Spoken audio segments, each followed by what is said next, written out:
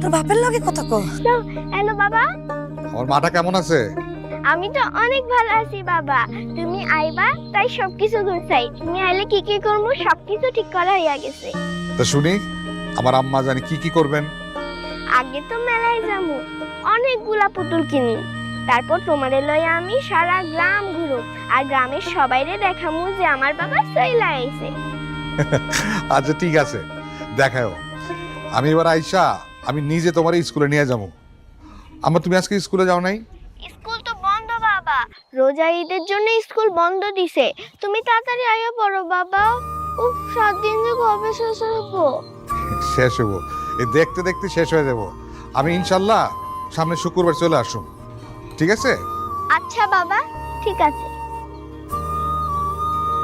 কি রে, তোর বাবা দেখি ফোনটা কাটতে দিল।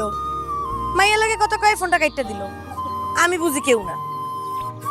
আচ্ছা শোন না রাহা, তোর মনটা কি অনেক খুশি? অনেক খুশি, মেলায় যাবো, অনেকগুলো পুতুল কিনবো।